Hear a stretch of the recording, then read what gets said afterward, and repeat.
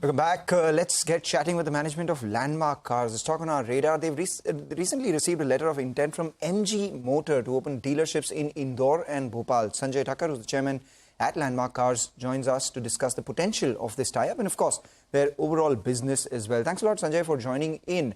MG Motors, can you tell us, the kind of cars that they sell in India right now in terms of revenue, and what is the potential for you, especially coming in from places like Indore and Bhopal? Yeah, so the focus of our group, thanks for having me first. The focus of our group is to focus on premium and luxury cars.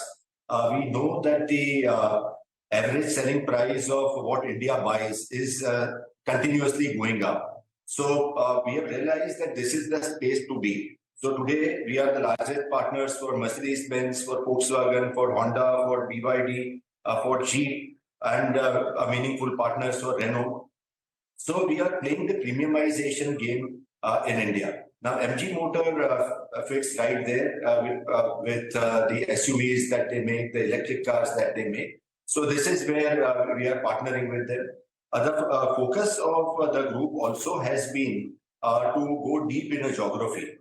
So we are already present in the state of Madhya Pradesh with our Honda and Mercedes-Benz dealership.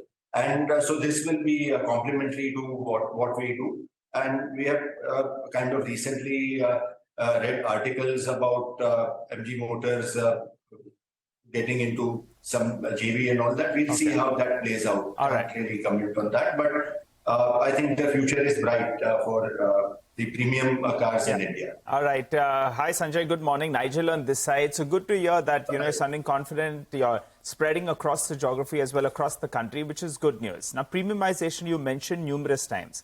And in the last year, the average selling price per unit moved from around that 14 lakh to around close to around 18 lakh odd. Do you see this sort of a trend continue? And what could that average number be for this year? Very, very roughly, as things stand. Yeah. So I was reading a research report of ICICI and what they mentioned, and very interesting stuff.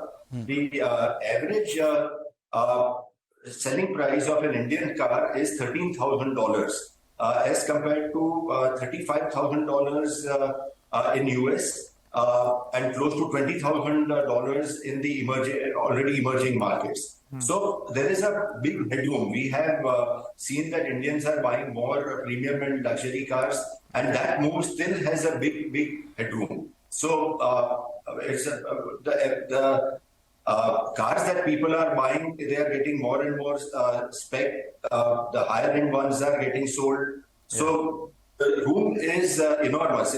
I think it's Sanjay, in the past 45 days or so, whether you're talking about this ICICI Securities report or you're talking about a Monarch report that came in earlier as well, people believe that you're moving in the right direction. What we're looking forward to is your estimates in terms of numbers. Last year, you had a big increase. On a base of around 14 lakh, you're moving to around 18 lakh average selling price. Wow. I'm wondering how people can afford these kind of cars. But you tell us your estimate for this year. Where do you see it go? Somewhere in the vicinity of 20 lakh, or do you expect it to stabilize at these levels? I understand this. We are a basket. So what we are playing is a basket of Mercedes-Benz, Honda, Volkswagen, and all that. So if the basket changes in favor of more expensive cars, my average selling price goes up. Also, what has happened is that we had closed some outlets of Renault in the last year. So that's why the number of small priced cars, the cheaper cars that we sold went down. But having said, the number is definitely going to go up this year also. Okay, so premiumization is the name of the game. While people are buying more and more expensive cars, and that's great news, Mr. Thakkar, I'm looking at your profitability as well, and specifically your margin profile, because if we look at a 3-year trend, then at a blended company level, EBITDA margins, they've been coming off. Our colleague tells us that they were at about 6.1% in FY21. You closed last year at about 5.5%. Why the margin decline? And can you reverse that given, all the optimism, the premiumization and the growth that you just spoke of?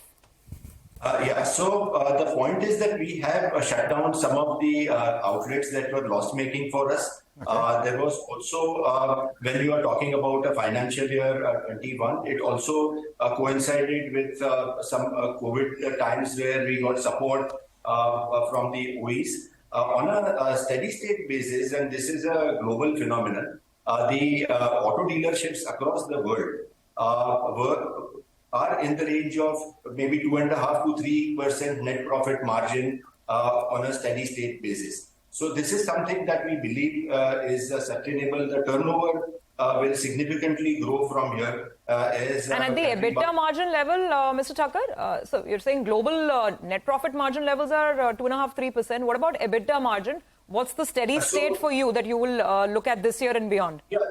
Yeah. So we are looking at 6% plus and beyond. That's what we think is something which is sustainable. And also, mind you, my turnover is a little bit of a confusing thing because the Mercedes turnover is a notional turnover. Yes. So that's why there is a little bit of a confusion on that number. All right. So all things taken, 6% is what you're looking at. Globally, net profit margins are around 2 to 3.5%.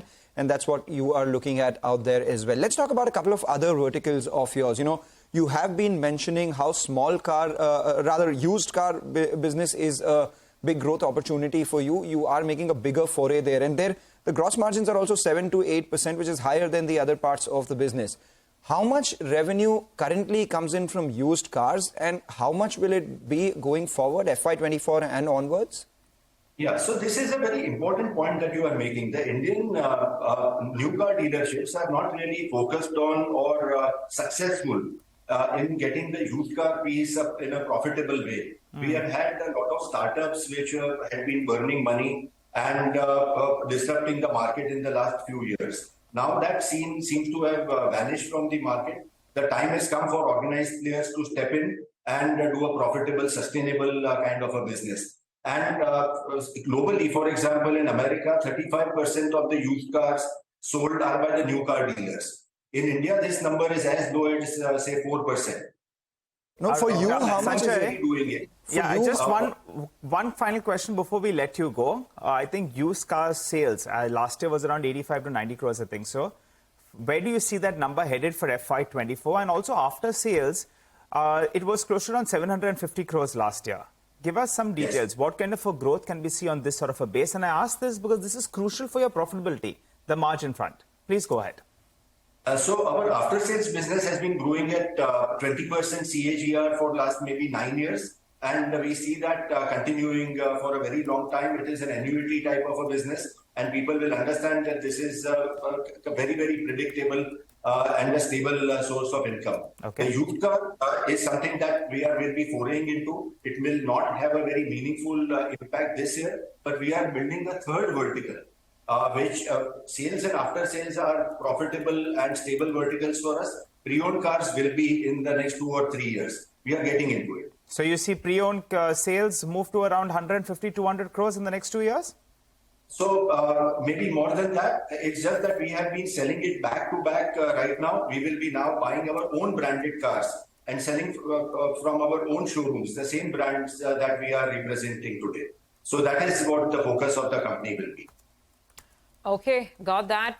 We will leave it on that note. Thank you very much for joining in. Appreciate you giving us all the details on the business.